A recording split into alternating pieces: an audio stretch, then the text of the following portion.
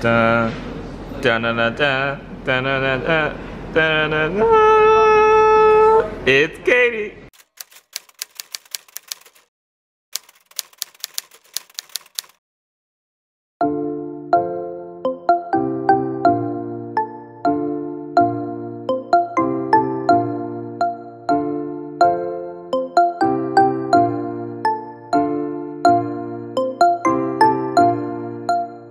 Hello, so I am back and it has been a minute.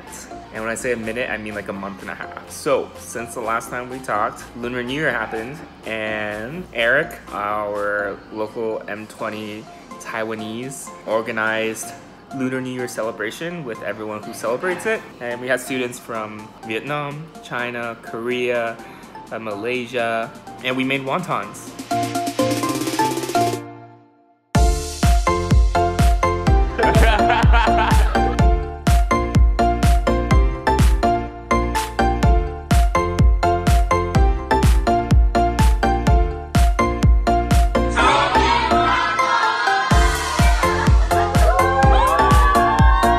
Of course, we have our average Minerva stuff, like Minerva talks.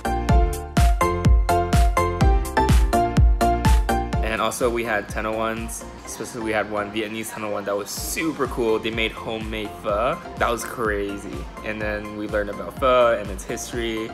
And shout out to Dui, who spent 10 hours making the pho for us. It was delicious. Better than some restaurant pho's I've had. So how do you pronounce pho? Or is that right? How do you pronounce it? Pho. Pho. Pho.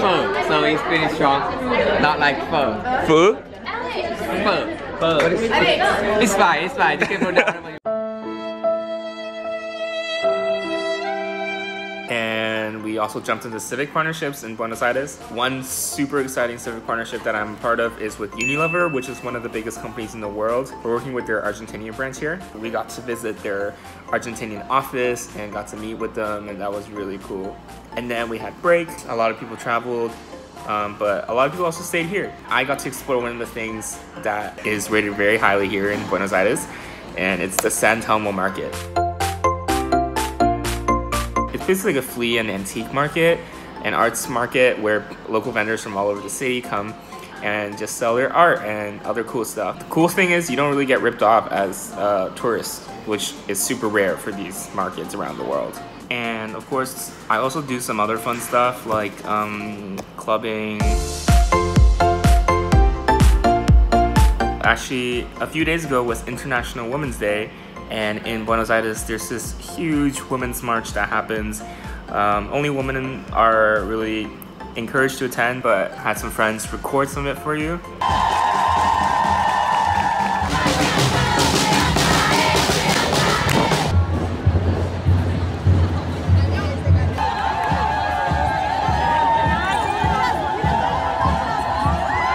And now we do have a special segment that I did promise, kind of. So a few weeks ago, I released a feedback form asking you guys to submit at least 60 submissions, and then I would do the empanada eating competition. And disappointedly, we did not get 60 submissions. 34. But let's be real, I was gonna do the eating competition anyway because I was never gonna skip out on a chance to beat Pepe. The unboxing. Oh. Yeah. You gotta choose your empanadas carefully. Okay, and actually we have a surprise for you guys. We actually have a new challenger.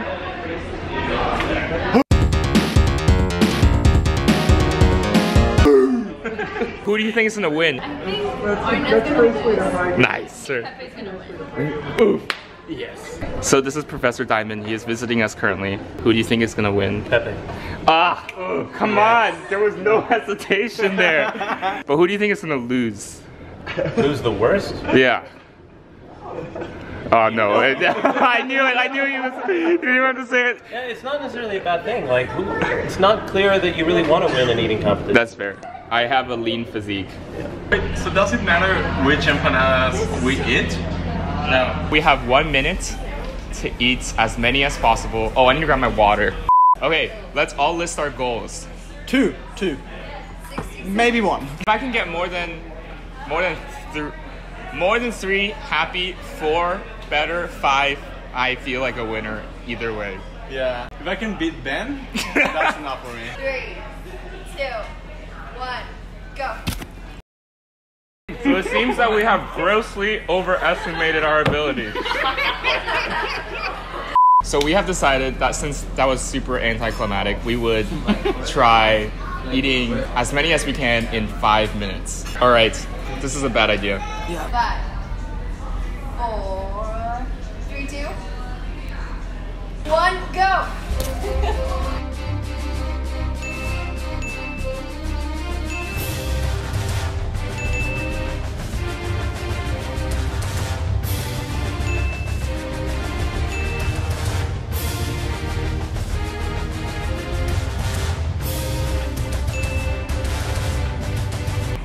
Drop empanadas. Wow. Well, it seems like this boy won. Oh yeah. I feel so full, like I feel it up to...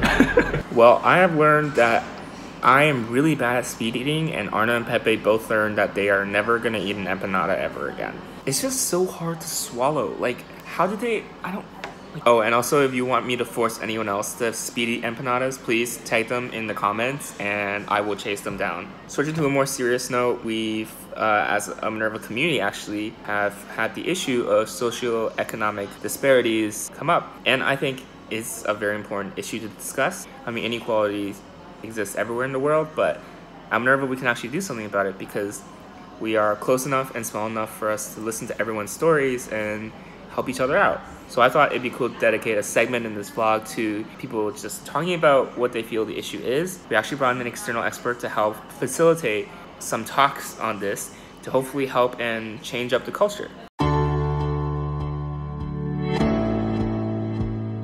Hi, I'm Francesca, class of M20, and I'm a member of the ASM. And I'm Tony, also class of 2020, also a member of the ASM. Hello, I'm Jess and I'm from Johannesburg, South Africa. So there are components of the Minerva lifestyle and the way it is marketed and advertised that simply isn't available to everybody.